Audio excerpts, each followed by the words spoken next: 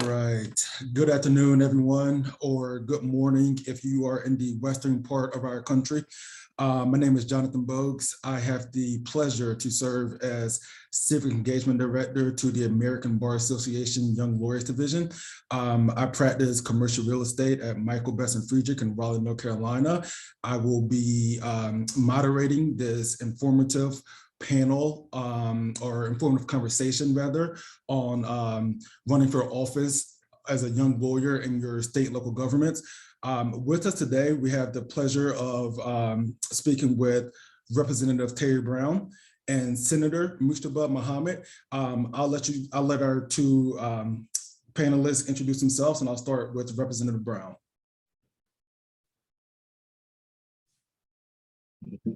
Yeah, thank you, Jonathan. I appreciate that, and I appreciate the ABA and all of you all inviting us to come and talk. My name is Terry Brown, and I am a state representative representing Southwest Mecklenburg County in the North Carolina General Assembly. I'm going into my second term here this year. And in my day job where I'm at today, I am a commercial litigation attorney with the law firm Buchanan, Ingersoll and Rooney. I've been here at Buchanan for about 3 years, practicing commercial litigation, premise liability work, and some complex litigation. So looking forward to the conversation today and talking to you guys about how to manage being a practicing everyday lawyer, as well as holding office and serving your community. All right, thank you for that, Senator Muhammad. Hey, good morning, good afternoon, everyone. My name is Mujtaba Muhammad. Again, John, thank you so much for having Representative Brown and I, and having some good representation here from the great state of North Carolina here for everyone on that's listening in. I'm an assistant public defender here in Charlotte, North Carolina. I've been actually going into my third term in the North Carolina Senate. I've always practiced public interest law. Started out my legal career at the Council for Children's Rights, representing children and underserved families, which is a nonprofit. Since then, I became a trial attorney at the Public Defender's Office, essentially became a part-time public defender while I continue to serve in the North Carolina Senate going into my third term. But it's an honor and privilege to be here with Representative Brown. So I'm so honored to be on this panel with him and his beautiful background that he's got back over there. I'm sure the folks that are listening in today, you have some dynamic backgrounds as well. But I'm happy to be part of this wonderful group of folks to have this great conversation. Hopefully we can get many of you in your parts of the country and state to step up and run for public office, because we need public servants. Thank you. Perfect. Thank you, Senator Muhammad. So with that, I am going to jump right into our conversation. First and foremost, for instance, Representative Brown, you are currently in your office right now, like you said, doing your day job. How do you guys manage both your day jobs as well as holding office in the North Carolina State Legislature, as well as just your regular, day-to-day family obligations, whether it's children, anything else? So yeah, I'd love to hear how you manage those obligations. Well, I wish that I had a great answer for you on that question. And I know it's something that Senator Muhammad and I have talked a lot about how we manage this, but it's flexibility. I'm blessed and I'm lucky that, my law firm is flexible with the work that I do. Litigation work I do, the practice I do allows me to serve. There are sacrifices you have to make. You're thinking about your career as well when you want to go into a public service to hold office. Here in the General Assembly in North Carolina, I'm typically, when we're in session, which is the bulk of the year, we're typically in Raleigh 3 to 4 days out of the week. So, days like today, like Fridays, Mondays, and whatnot in session, I like to be in the office. But it's managing to find time in your day where we can get work in. My legislative assistant in Raleigh, we've worked out a system where we try to front load meetings, so I have time to just work on my legal career in the afternoons. Sometimes to flip it, sometimes you don't have any control over it because our schedule, the General Assembly, is very fluid. So the one thing that I always work on is it's later nights, being up later, working on finishing briefs, motions, whatever it may be, working over the weekends, trying to pick up hours here and there, and then of course making sure you spend time with your family, because I know I couldn't do it without my wife. So it's trying to balance all those things and make it work. And the one thing that I always tell my law firm is the fact that I chose to run for office. It's not something they didn't hire Terry Brown, the state representative. They hired Terry Brown, the associate, to do work for our clients. And so I always tell them that I don't want my service to get in the way or disrupt anything with our clients. And so far, I've been lucky, knock on wood, to make sure that hasn't happened yet. Perfect. Thank you for that. Senator Mohammed? Sure. So John, look, I'm proud of all the titles that I have. I'm proud to be an assistant public defender. I'm proud to be a locally elected state senator representing the Charlotte area. But my most favorite title at the end of the day is father and husband. And those are the most important things at the end of the day. And the folks that are out there considering running for public office, or maybe you're a newly elected official and you haven't been officially sworn in, I don't know what you're doing specifically in particular life, but you really have to do your best to center your family at the end of the day. If you don't have the consent and support from your loved ones, your children, your significant other in your life, then your life in public offices is essentially going to be very, very difficult. Because our mayor, Charlotte's Mayor Vi Lyles, I remember she told me when I got sworn in back in 2019 in January, that it's really not just the elected official that serves, it's really your family. It's your family that's giving up a lot of time away from you to allow you to serve your community. And in our case, Representative Brown and I, our state. And then after that, obviously, I'm so thankful for my work colleagues and my coworkers who are so supportive of me serving in the North Carolina Senate. I love public policy. A lot of my work in the justice system, in our court systems, and our jails is what really drove that passion for me to serve in public office as well. So essentially, I get to advocate for the people in the court system here in Charlotte, North Carolina, but at the same time, being able to take that advocacy to the committee room and the floor of the North Carolina Senate has truly been an honor. So you got to do everything that you can to make sure your family is going to support you and understand what you're getting into. And the reality is, for a lot of new candidates, a lot of that is a big question mark. I know for me, going to my third term, now I know a bit more about what life is going to be like. The North Carolina General Assembly is supposed to be part-time, John. It's supposed to be a part-time General Assembly. But in our last long session, the long session is every odd number of years. So 2023, we're going into the long session now. It's where we work on the budget. And in the short session, it's supposed to be shorter, usually 6 months. The long sessions, maybe 9 months, where we update that budget. Now, in between, we're still working on bills and different policy proposals and different issues that come up. Some things are ridden with partisan politics. A lot of things aren't as so partisan. But Terry and I didn't finish our last long session in 2021. I think it was 14 months long, well over a year. So you heard Representative Brown talk about, we were usually in Raleigh for the Senate. We would have votes sometimes at 7 p.m. So you'd knock out work and everything that you do in Charlotte. Raleigh's about 2.5 hour drive for me from Charlotte if I leave up downtown Charlotte. And I make it a decent time for a caucus meeting and then have session at 7 o'clock when we vote. And in between that day and over the weekend, you're probably reviewing the bills and figuring out how you're going to vote. Maybe those are your bills. Maybe those are bills that you're opposed to. You're preparing to speak on that bill. And then Tuesday and Wednesdays, you have a lot of committee work at the General Assembly. Depends on what committees you're assigned to. Both Representative Brown and I are in the minority party. So oftentimes we are assigned to a decent number of committees, but we don't get a number of assignments for a reason. And that's pure political reasons why that's made that way, because you don't want too many Democrats on a committee, essentially, because you could potentially kill a bill before it gets to the floor. So those are all strategic political reasons. And then Thursday afternoon, I'm usually back in Charlotte preparing for court. So Mondays and Fridays, when we are in session, I'm in court. Meeting with my clients ever since COVID happened. Phone calls and Zoom has been helpful in being able to speak with our clients and catching up with them and trying to be as personable as possible. And then throughout the week, just preparing for court. Sometimes you're working late at night. It's just all about balance, family, like I said, work. And then you got to come back to the legislature and figure out, as far as work, your legal practice, when you're going to do it. There's been hours late at night where I'm watching body cam footage, and you can get some serious fatigue watching that stuff, with the way the camera work moves late at night after the General Assembly's burnt you out already. But I love the work that I do. I love practicing law. It has really informed a lot of my public policy work. And I love my family and I love my community. And what I like to tell folks, running for public office is a tremendous sacrifice. It doesn't matter if you're a Republican or a Democrat. Anybody that's willing to step up and run for public office has tremendous courage, and hats off to you. And the people that are serving, thank you to them and their families, because they've made a tremendous sacrifice. But at the end of the day, last thing what I'll say is about this issue is what I always try to remember is Representative Brown and I are going to be okay. Our families are going to be okay. It's a tough gig, but part of the reason why folks like us step up to run for public office is because there's so many people and communities out there that need advocates in their corner. And that's why you have to make those sacrifices, whether it's financial sacrifice from work, to step up and run for public office, and people will thank you for it. And if they don't, they'll vote you out. Perfect, perfect. Thank you for that answer. So both of you gentlemen touched on something, that you both have your own separate legal careers.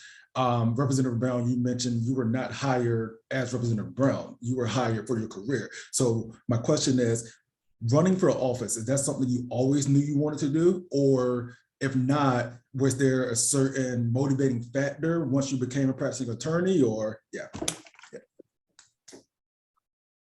I can start with that. So it's not something I always knew I wanted to do. I've always been kind of politically adjacent. I was a political science major in undergrad, and I've worked on political campaigns before. But I think it was really a factor of being involved in the community. One thing I always talk to folks about is you can have all the ideas about running for office if you want to, but if nobody wants you to run for office, you're not going to be very good at it. So the very first thing is always to, when you hear people say, well, you should run for this position, or, I would like to have you representing us and things like that. I think that's always an important factor to consider. And, the timing for me just aligned where I was very involved with my community. I was chair of the Black Lawyers Association here in Mecklenburg County. I was very involved with my neighborhood community associations that are around here. And I took the lead and ran for office to represent those folks that oftentimes I lived in a historically Black community that was going through gentrification and a lot of different issues. So to be able to represent that community, those constituents, that's really important to me.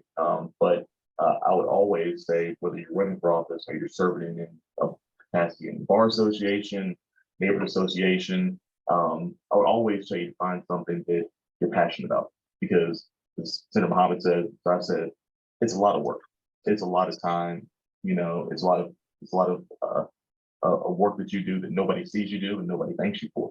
So if you're doing it for the accolades and the attention, you're going to get burnt out really quickly. So if you're, I meet with people all the time, like, if you're passionate about animals, go find an animal shelter to go volunteer at, and you'll meet people. And if you want to run for office, those will be your first supporters.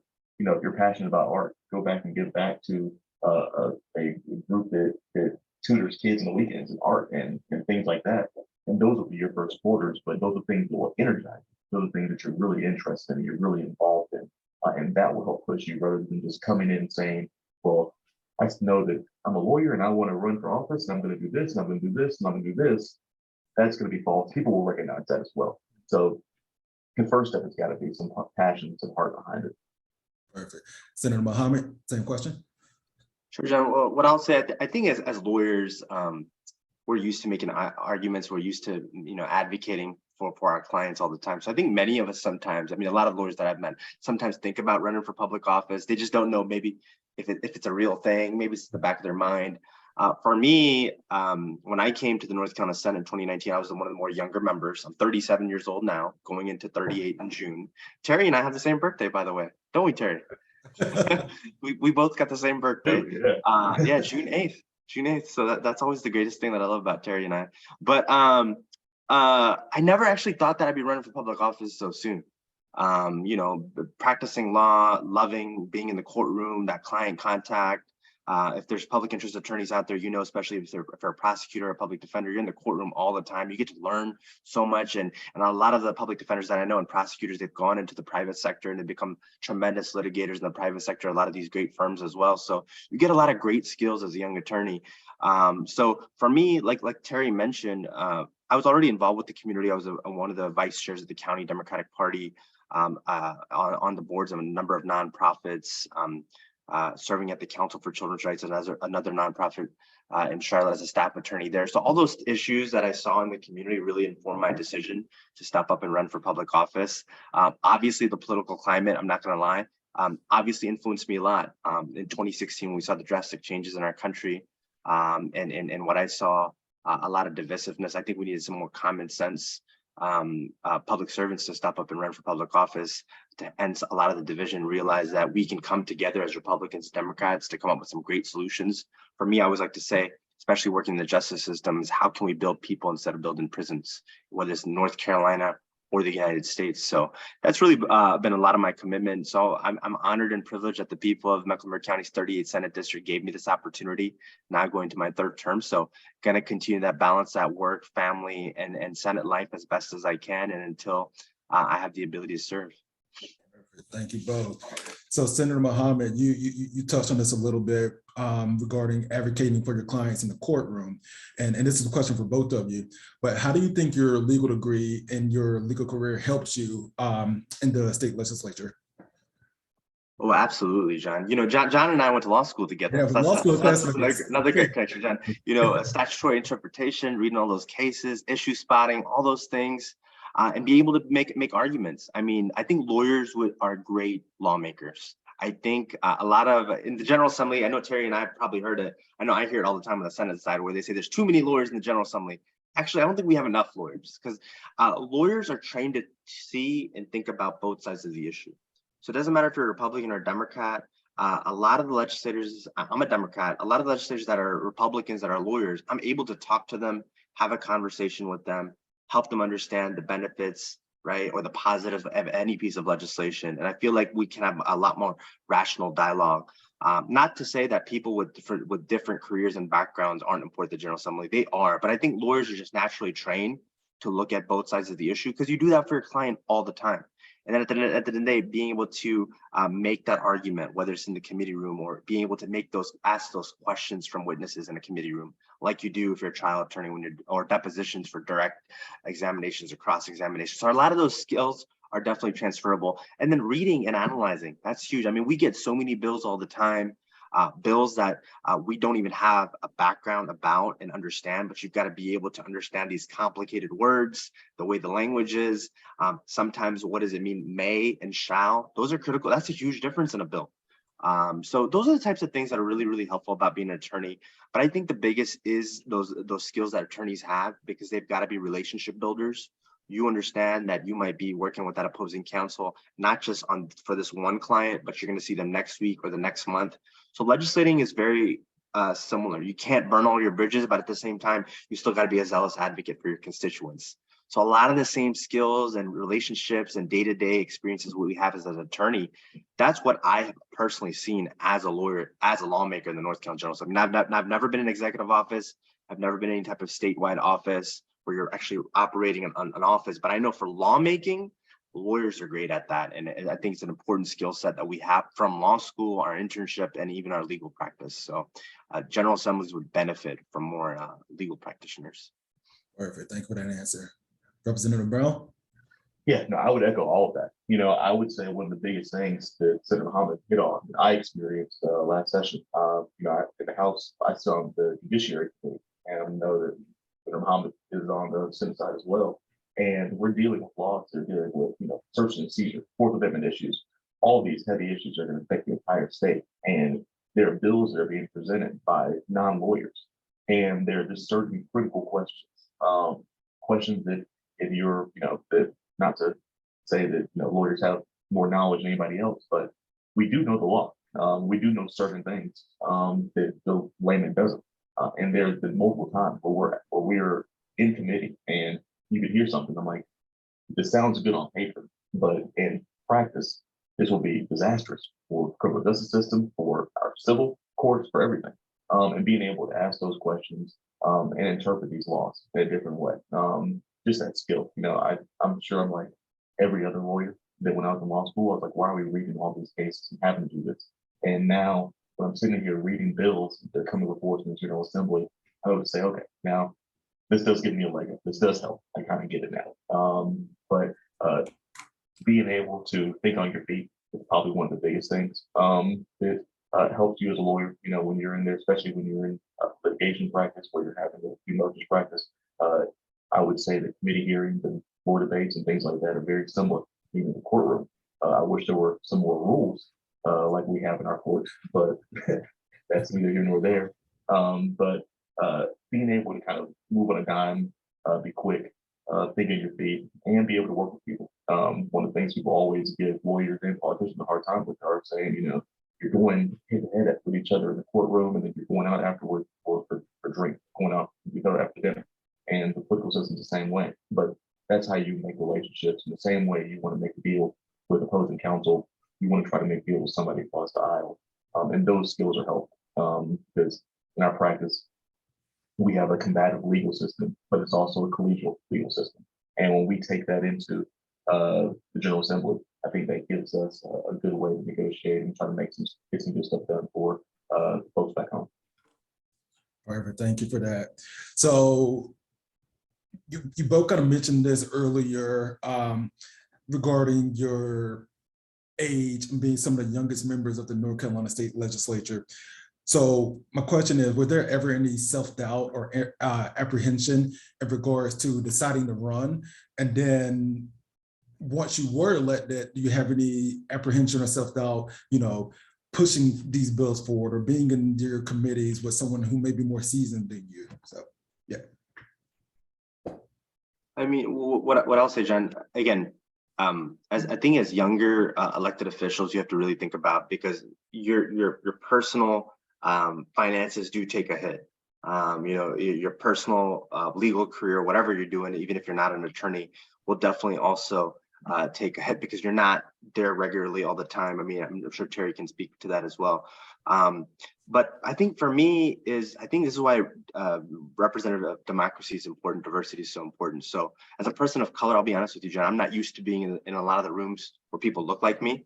So I think for me, it was important to be able to serve and being able to have that confidence. I'm so thankful that I've had over the years and being able to build that confidence to be like, no, I actually belong here. No, I am State Senator Mujtaba Muhammad. I have the obligation to represent almost 300,000 people from Charlotte in the North Carolina General Assembly, and they're counting on me. So I have a voice. People have sent me here to be a voice. So I could be a relevant person who can actually make tremendous change. I know Terry talked about how folks that aren't attorneys at the end of the day, I mean, I've been able to talk to people who aren't lawyers and be able to look at bills and help them craft amendments, for example, and help even Republicans on the other side of the aisle help them make their bills make sense so they can officially get it passed. So I mean, I think we have some amazing skills. I don't think you should ever doubt yourself. I think sometimes we as human beings can be our hardest critics. So if you're there, whether it's your office, your legal capacity, what job you're doing now, I think you need to understand that you do belong, right? Whatever your life will take you, whatever you choose to do, you belong. You have a voice, you have an opinion, and you can also be part of the solution. Don't ever doubt yourself and stop being sometimes the biggest critic for yourself. Bro? Yeah, absolutely. I mean, the biggest thing is being able to have that confidence when you walk in that building. And yeah, I mean, it's an intimidating building when you walk in there and you see everybody and you think that, these are going to be the 120 smartest, sharpest people from across the state of North Carolina in the House and 50 on the Senate side. And then you get there and you realize there are, by and large, the majority of our colleagues are very sharp and smart. And then we've got some on both sides of the aisle that you wonder, well, I don't know how you got here sometimes. But I think everybody does belong. And I think having that confidence and knowing what you're doing, and same way, I treat reading bills, going to session the same way I treat going to court, preparing, making sure I have everything organized. I've read everything. I know what I'm going in there to do. And when you're prepared, you have that confidence. And then you realize we're all on the same footing here. There's nobody that should intimidate you. And then, I think that going back to how Senator Muhammad started off, thinking about how you prepare your personal life as well for running for office, because it is exactly when you're our age. And I'm still young, but I don't consider myself that young anymore. I'm 35. I feel like old now. But compared to a lot of our colleagues who are retired, who have worked for full careers and have a lot of savings and money and things saved up, people like Job and I, people who are our age, we're in our prime earning years. We're taking pay cuts to serve. So that is a big consideration that you want to think about when you're doing that. And but ultimately, I think that if you're passionate about it, and it's something that you really want to do when you're making a difference, it also motivates you. I'm not somebody that, like, if I'm going to Raleigh, driving that 2.5 hours every week and spending, 3, 4 days in a hotel away from my wife, away from my family, away from my job, my friends, everything like that. I'm going to make that time I'm in Raleigh work it and really get some real stuff done and try to push it as much as I can. I think that is a big incentive. Perfect. Thank you for that.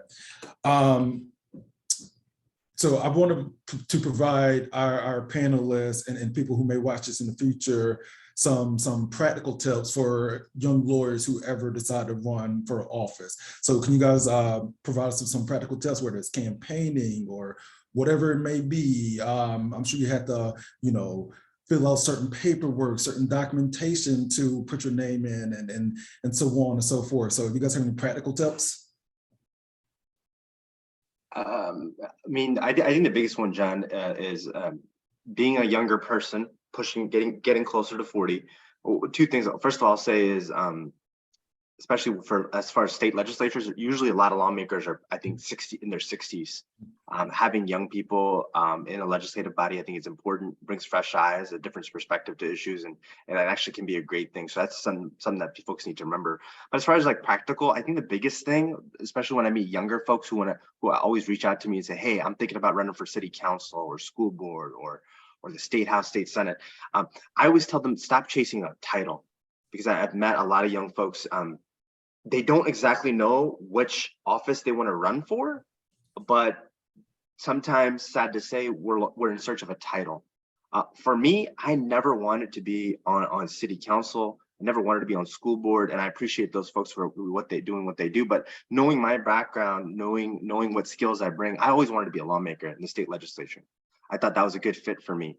So I think that's really, really important, critical, knowing where do you think you can be the most effective? Because I think a lot of times, especially young people, when they set out to run for public office, sometimes you can be all over the place. So you got to be really focused and figure out, where can I be the best fit? Is it in local government, on city council, a school board, a state legislative office? Maybe you want to run for statewide office, attorney general or what have you. But I think it's really important to focus on where can you bring the best skills. And then a couple of things after that, I think that has really helped me after that. The focus is relationships. I think that's going to be a tremendous asset to you, not only in the North Carolina General Assembly or any lawmaking body or any elective office, but your community's really got to have your back. Your community's really got to get to know you and know who you are before you set out and run for public office, because politics can get really messy, even in primaries. So when you have people in the community, whether it's your house of worship, whether it's your child's school or your neighborhood association, people have really got to know you, to have your back, and they got to be like, no, actually, Mujtaba Muhammad is this, and he supports this, and these are his values, and these are his principles, and I know that, and I've known that because I've seen him in my community. I've known that for a number of years. That can be a tremendous asset after that. And the other thing is just networking. Networking is going to be critical. When you're running for public office, it goes along with the relationships, but networking is critical because you have to raise money. I don't think we really got to talk about that, John, but that is also one of the things that Terry and I have to carve out time for, because we have to raise money not only for our re-election campaigns, but also to support our caucus to potentially keep legislative seats or flip seats when the next election cycle comes. So there's a lot of pressure as far as caucus dues and raising money. So that is another thing that we do along with our families, along with practicing law, along with being in the community, is having to fundraise. I wish we had publicly financed elections, but sadly we don't. So you spend a lot of time making phone calls, meeting with donors, and a lot of times people will have your back and support you, especially if they believe in you, especially if you've had a tremendous legislative record and they're proud of you. So I think your cell phone, this amazing thing, is your best asset. So all the people that you've met throughout your life, whether it's high school, I don't know, elementary school, if you still got those connections, your neighborhood, people across the country, your friends can really be instrumental in your campaign to be successful. So I think those are the three things off the top of my head. And then lastly is making sure you're spending that money wisely, because you got to get elected. So making sure you have the right people around you, surrounding you. So all that money that you did raise and all those relationships that you build in the community actually pay off to you winning an election, not only for yourself, but your community. Thank you. President Brown? Yeah, Mujtaba hit on a lot of really great points that are important there. And I think the biggest thing, going back to what I said earlier, is figure out what you're passionate about. figure out what you want to do and understand. And there's, just like Senator Muhammad talked about, people who say they want to run for city council or county commission or take a legislature or anything like that. And then you ask them, why do you want to run for this role?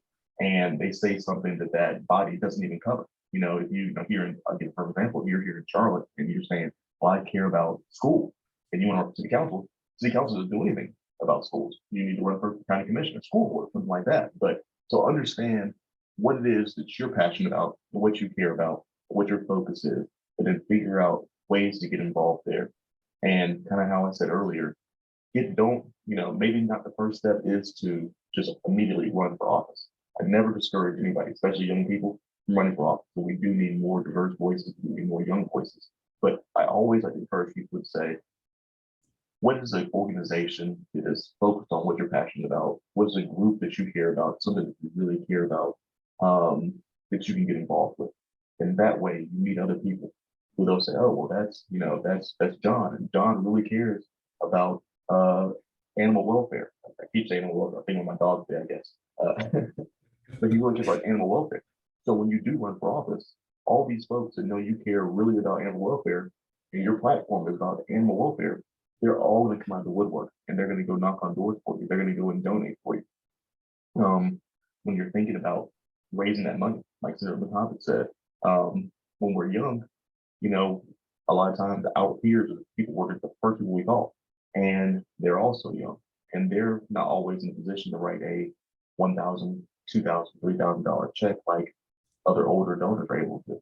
And that's why it's important to cultivate these relationships early on, because those $25, $50 donations that a lot of times I get from people I went to college with, people in high school with, they mean a lot to me because I know that that's all the money they have. They're giving what they really can give to my campaign.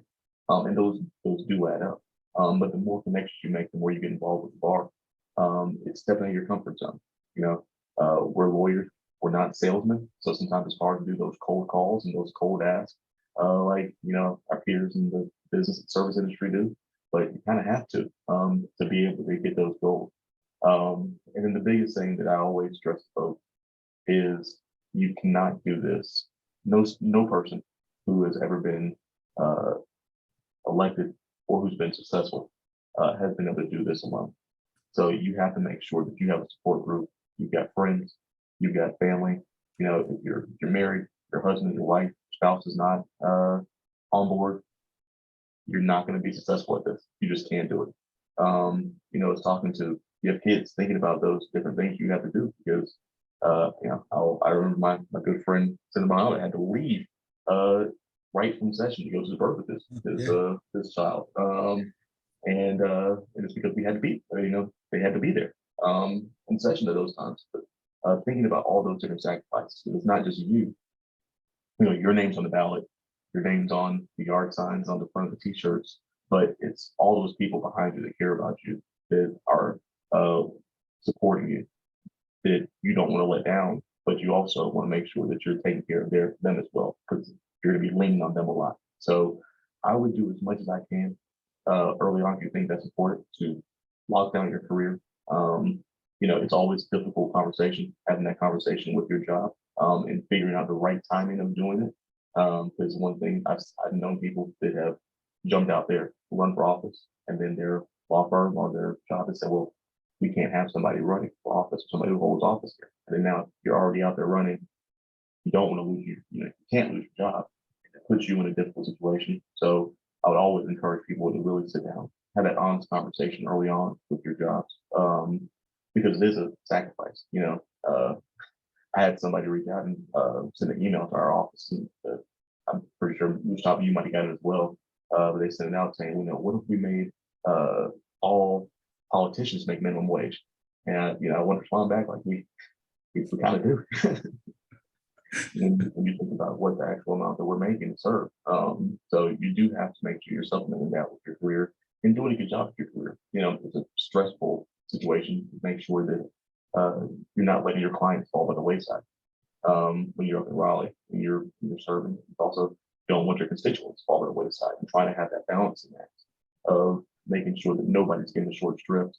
And that's got to be something that you put on your shoulders. Because your constituents, they've got issues you got to handle. And your clients have got problems they need solved.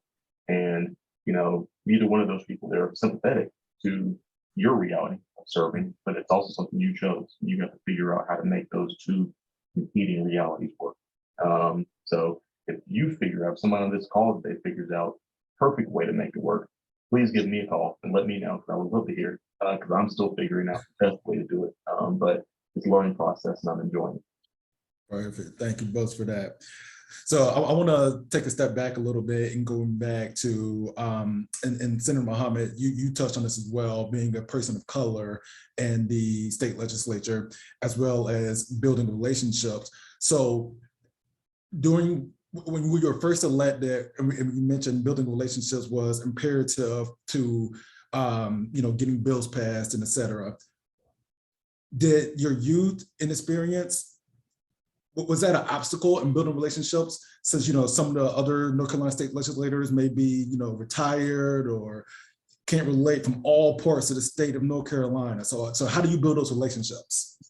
So sure, going in, you're new to the game. In North Carolina, they call Mecklenburg County Charlotte, right? The state of Mecklenburg. All right, Charlotte lawyers were supposed to be big city lawyers as well. The great state of Mecklenburg. Yeah, so sometimes we get a little dig, especially in the legislature, when you have lawmakers from rural parts of the state. So I think you can't have thin skin, John. That's the biggest thing about legislating. There's going to be people within your own caucus and your own party that drive you nuts. There's going to be people on the other side of the aisle that drive you nuts. But you got to remember, you came here to do a job. You're away from your family. You're taking a hit at work financially because you're not there all the time. You're making personal sacrifices. So what are you doing there?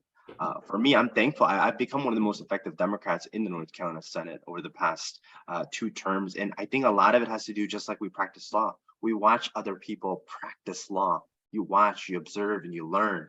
Especially my first term, I did a lot of observing. I did a lot of watching. And I think you can learn from everyone, right? You can learn from women. You can learn from other candidates of color.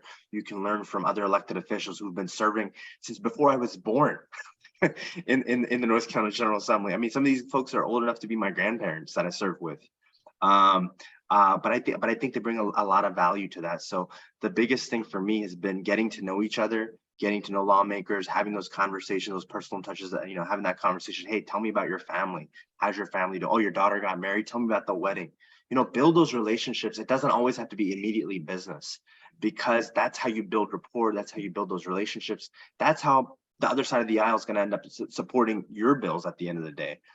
Because especially in the partisan dynamics of the way the politics is now, Republicans and Democrats, oftentimes when people from Terry and my party file bills in a Republican majority General Assembly, a lot of times our bills go to the Rules Committee to die, essentially a trash can, simply because only Democrats filed that bill.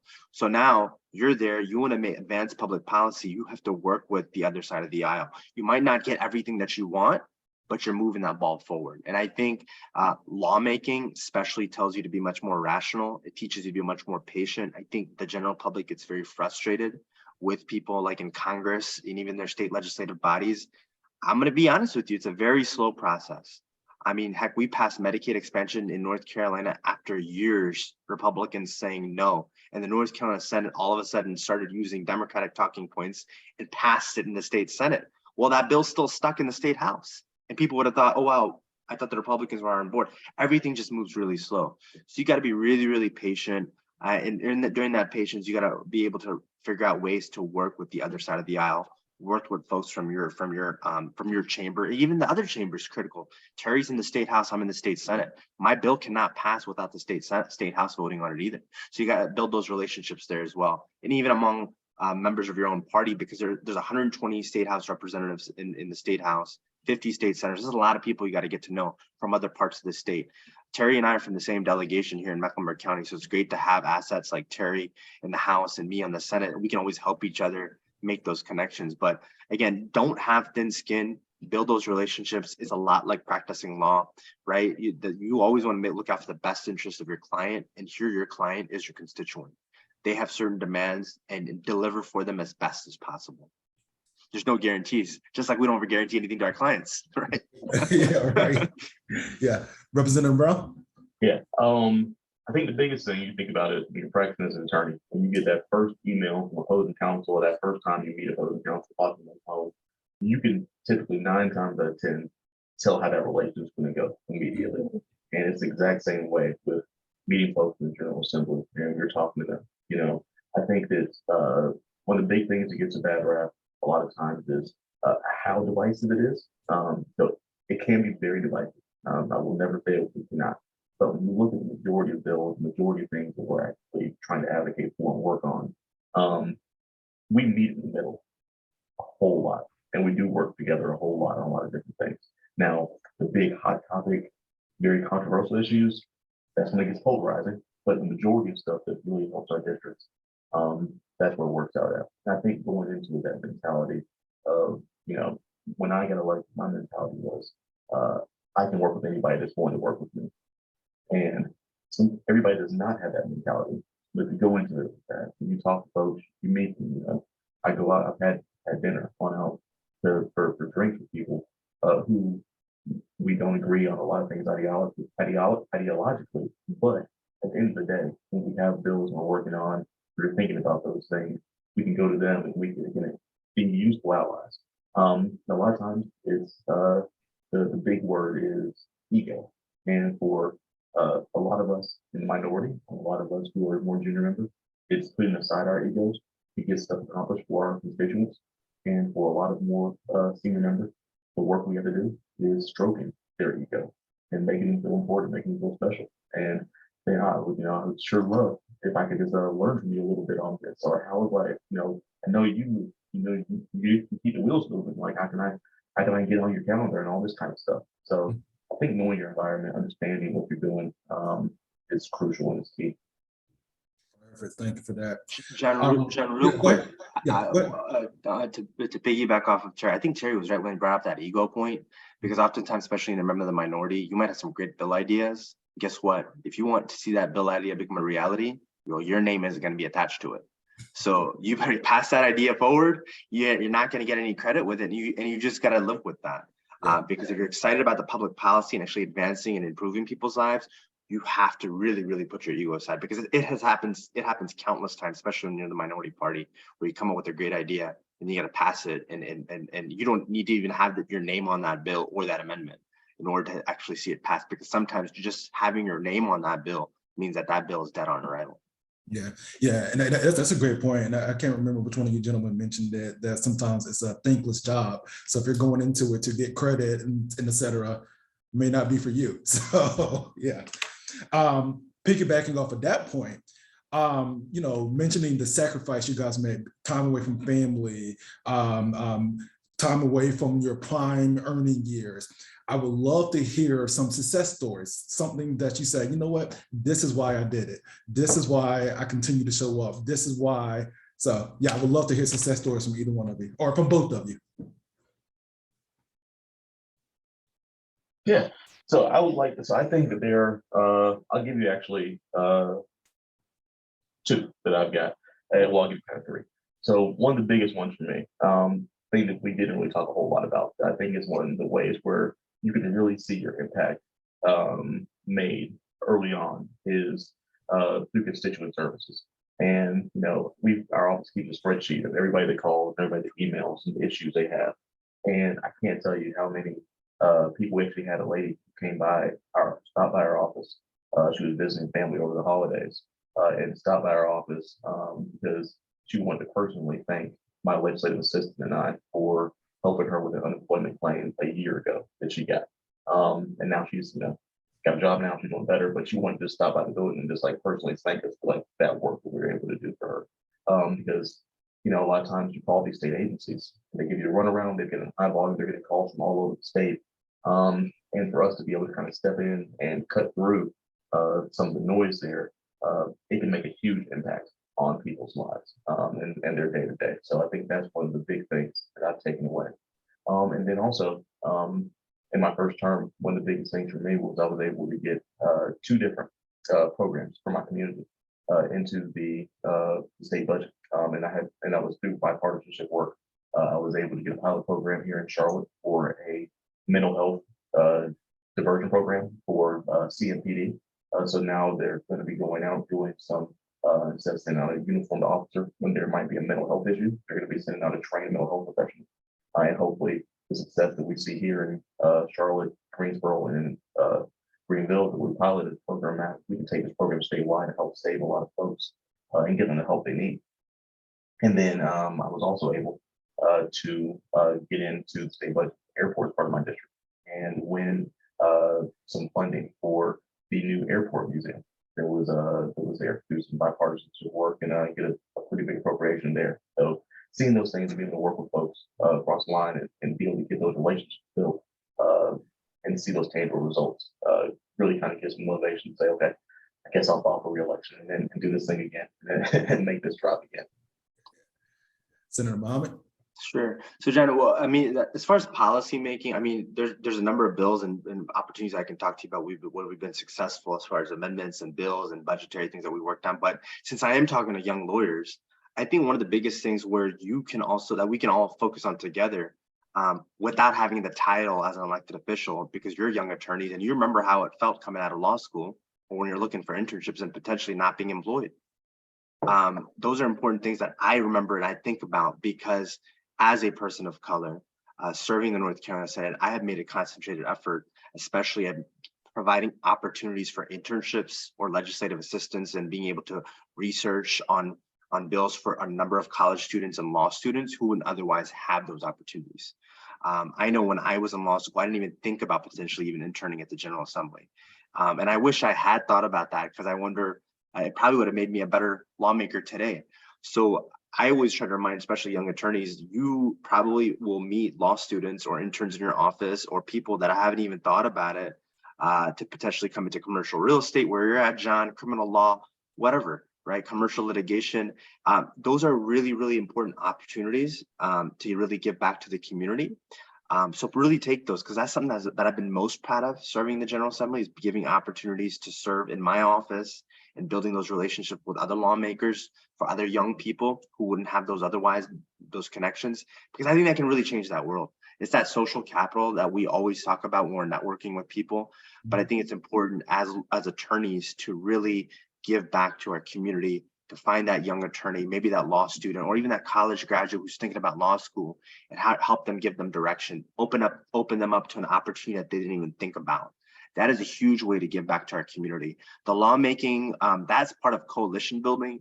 It's like I said, it's a slow process, but I'm so thankful of so many legislative accomplishments when it comes to education, when it comes to law enforcement, accountability, transparency. There's so many other great things that we've worked on. I can get nitty gritty and we could talk about that for a while, but really, really, since we're talking to young attorneys, think about how it was for you when you were an intern.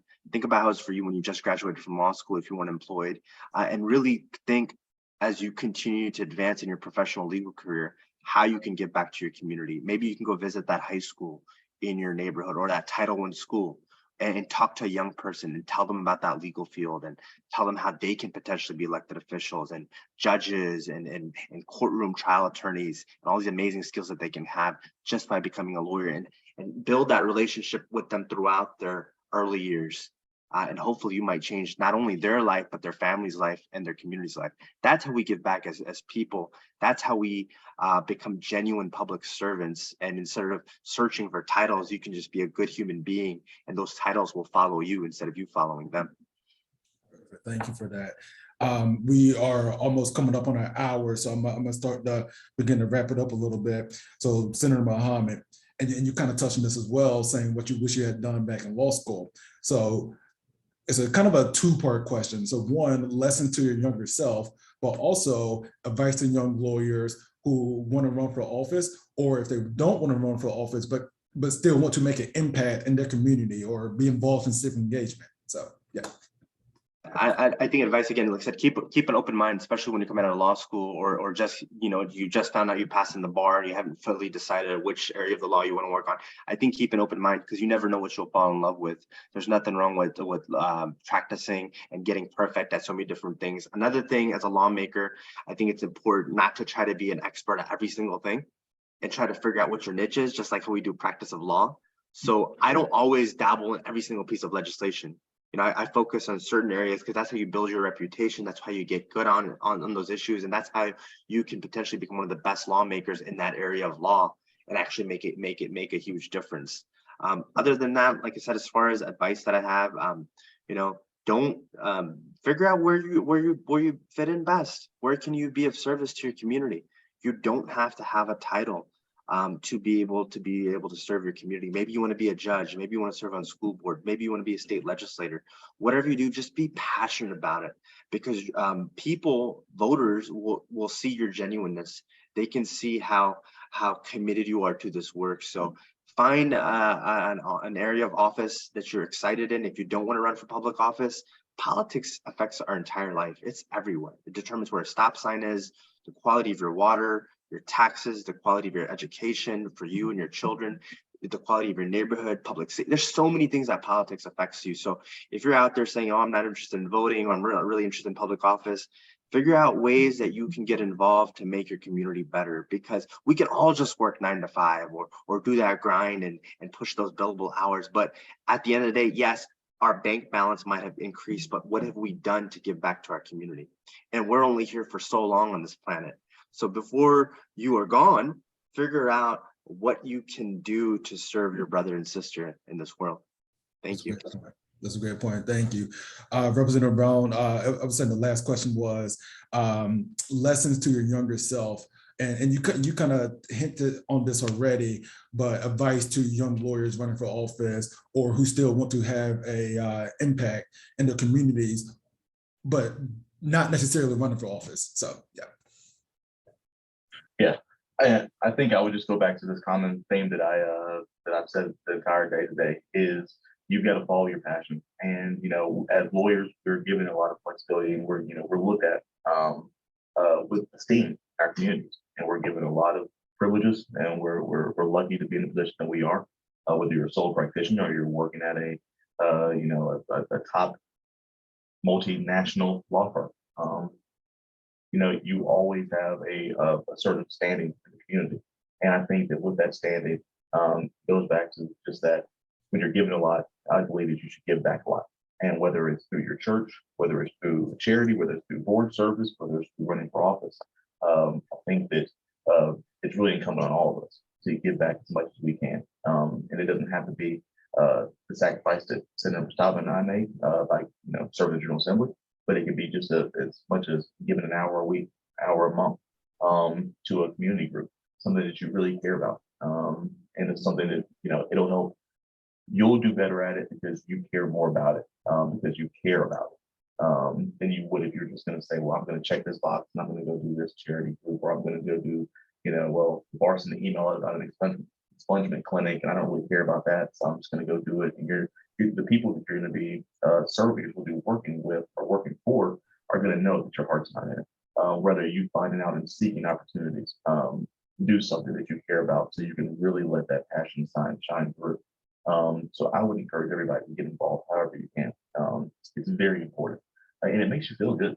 I know that we've all had, just soul crushing days in the office as lawyers, just bad days as lawyers, whether you got smacked down in court, whether you're just struggling on a brief, whether you got yelled at by a partner or a boss or whoever it is, but the ability to go out and do something good, at least for me, it makes me feel good. It makes a lot of that, just kind of roll off the back and wash away. It makes the work we do a little bit easier. So I would encourage everybody to find something that you care about.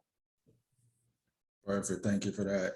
So with that, that concludes, the questions and the talking points that I wanted to address with you gentlemen. But I want to thank you both for taking time out your busy schedules. It was very informative. I hope our panelists, I hope our attendees, were able to take some of those points away, because you guys dropped a lot of just vital information and tools as to how young lawyers can be involved in whether it's state and local politics or just involved in their community. So again, I'd like to thank you both for that. And thank you all for coming. Thank you for having us. Great. Yeah. Thank you.